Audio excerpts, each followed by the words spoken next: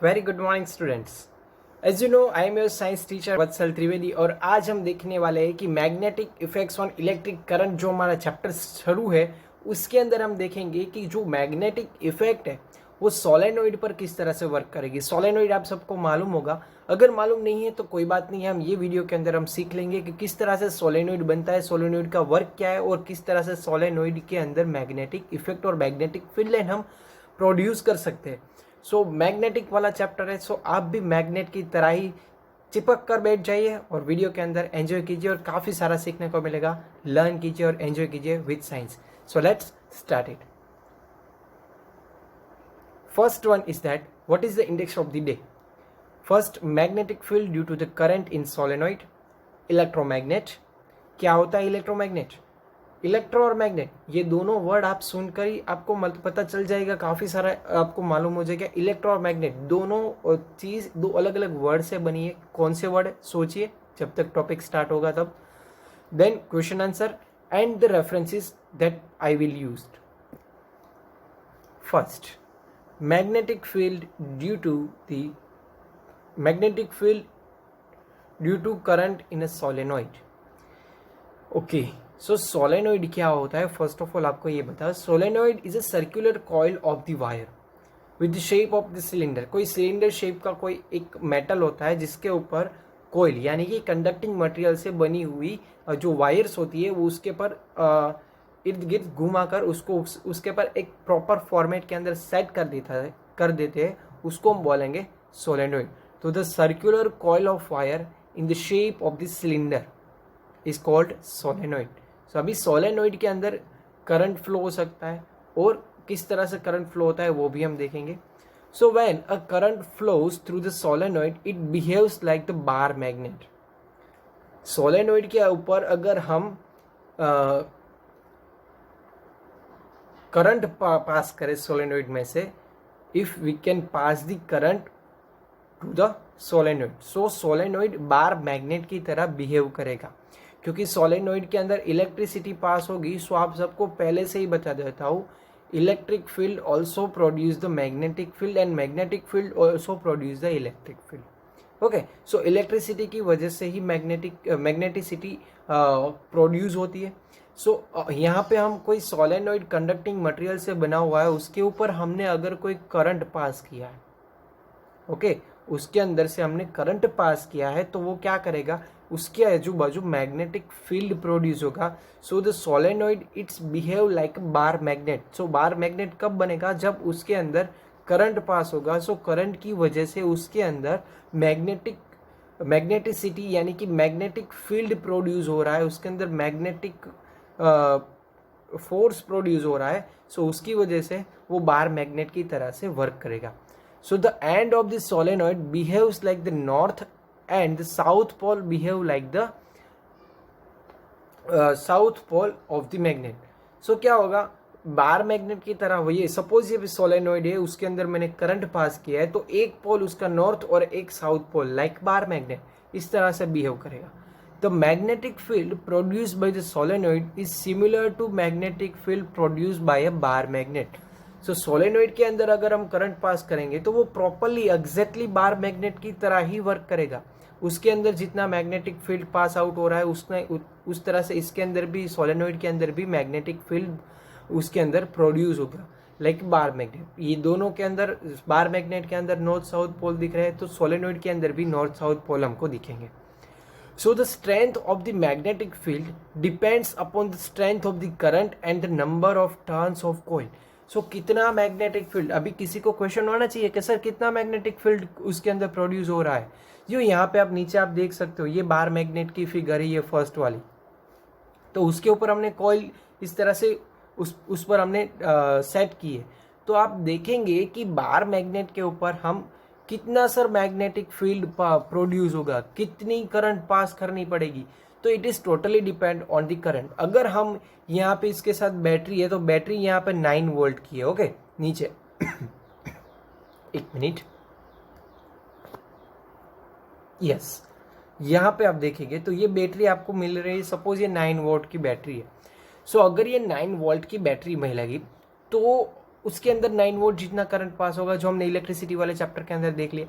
But यहाँ पे battery की साइज बढ़ा दूँ, करंट की वैल्यू वोल्टेज बढ़ा दूँ, ओके, पोटेंशियल डिफरेंस जो हमको वोल्टेज है 9 की जगह मैंने 12 वॉट की बैटरी ले ली, तो करंट की वैल्यू ज़्यादा बढ़ेगी। तो ये पूरी जो सोलेनॉइड है उसके अंदर करंट की वैल्यू ज़्यादा हो जाएगी। सो जितना करंट ज़्यादा पास करेंगे इतनी मैग्नेटिसिटी ज़्यादा होगी, इतना मैग्नेटिक फील्ड ज़्यादा प्रोड्यूस होगा।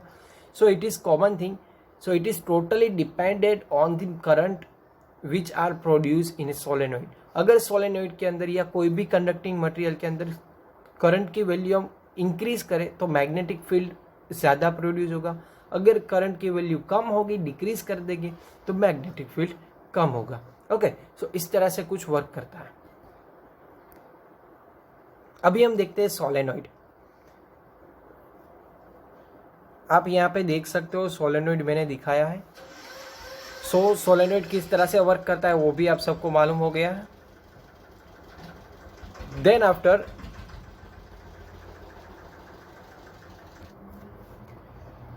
यहाँ पे भी सेकेंड फिगर है जिसके अंदर करंट की डायरेक्शन आपको दिखा है, B is equal to mu and l. Okay, so B यानी कि magnetic field is equal to mu, जो एक वैल्यू होती है, ग्रीक वर्ड है, उसके एक प्रॉपर वैल्यू होगी। एन यानी कि नंबर्स ऑफ टर्न्स, कितनी बार हमने कॉइल को इसके सोलेनॉइड के ऊपर कितने आटे, गुजराती में कहूँ तो કેટલી વાર એની ઉપર વીંટોળ્યું, एक बार, 2 बार, 3 बार।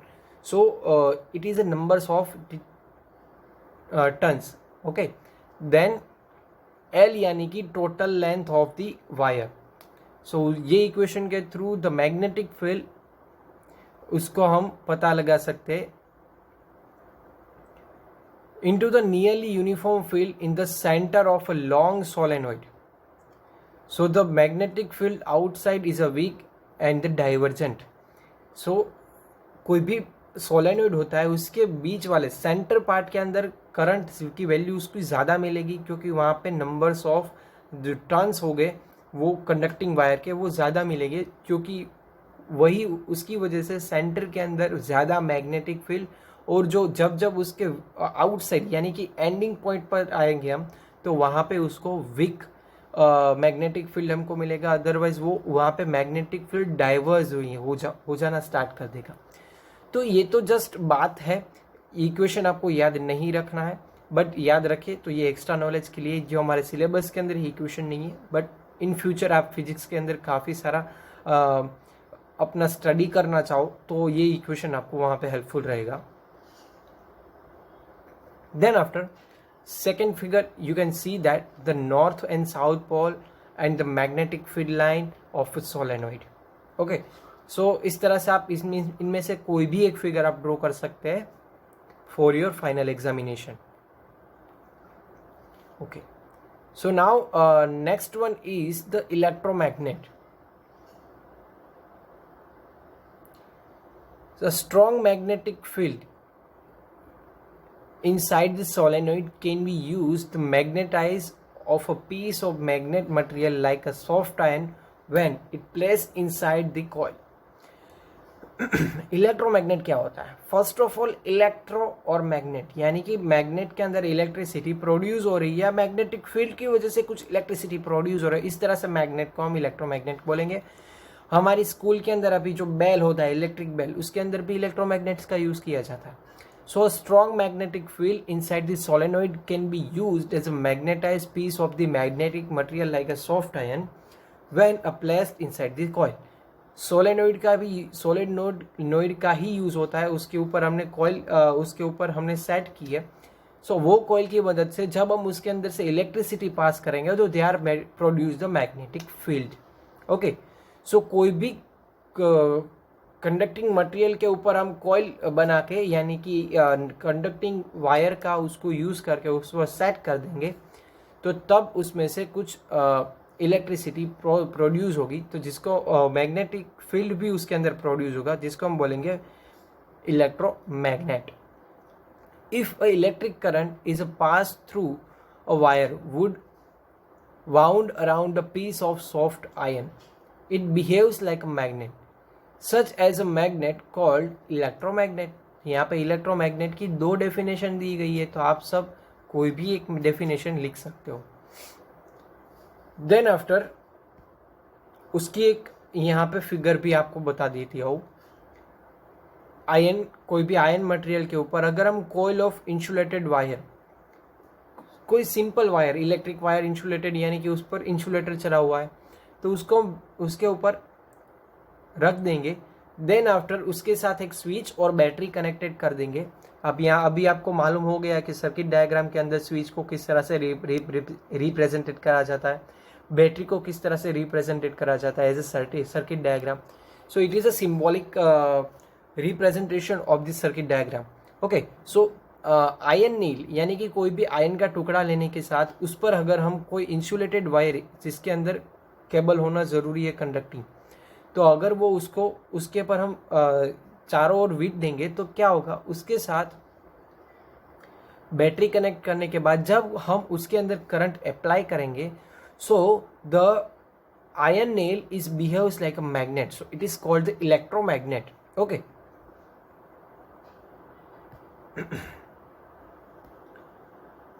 सो रिगार्डिंग टू टुडेज टॉपिक मैंने कुछ क्वेश्चन आंसर यहाँ पे सेट किया। व्हाट इज द इलेक्ट्रोमैग्नेट, आपको उसकी डेफिनेशन लिखनी है। Then after explain the magnetic field due to current in a solenoid with proper diagram. So जो हमने सोलेनॉइड के अंदर जिस तरह से करंट पास करने की वजह से उसके अंदर इलेक्ट्रिक फील्ड की वजह से मैग्नेटिक फील्ड प्रोड्यूस हो रहा है, तो उसके रिलेटेड आपको एक एक्सप्लेन करना है और उसका एक डायग्राम आपको ड्रॉ करना है। 3 डायग्राम मैंने बताए थे, उसमें से कोई भी डायग्राम आप ड्रॉ कर सकते हो।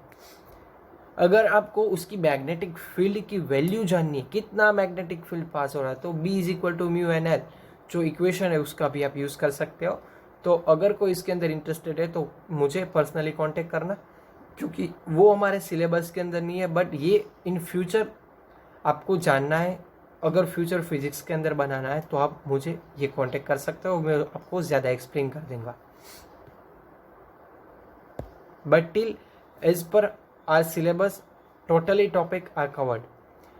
सो यहाँ पे NCERT टेक्स्ट बुक मैंने यूज़ की as a reference, slide share application और विकीपीडिया ऑफ जो मैग्नेटिक फील्ड है, यहाँ पे ह्यूमन नर्वस सिस्टम लिखा, ये गलत है, but Wikipedia of magnetic field किस तरह से प्रोड्यूस होता है और किस तरह से मैग्नेटिक फील्ड वर्क करता है, उसका मैंने गूगल पे से विकीपीडिया का यूज़ किया है। फिर भी कोई डाउट रह जाता है, so please ask me, I will definitely solve your doubt. So my mail ID is on your screen, आप बाय मेल और बाय कॉन्टेक्ट नंबर भी आप मेरा कॉन्टेक्ट कर सकते हो। कोई डाउट है, कुछ ज़्यादा नॉलेज चाहिए तो आप पर्सनल कॉन्टेक्ट कर सकते हो। सो अभी आज हम वीडियो यहाँ पे कंप्लीट करते हैं। We will meet on next session. So अभी के लिए stay happy, stay home. Thank you very much. Enjoy the science, fun with science. Bye bye.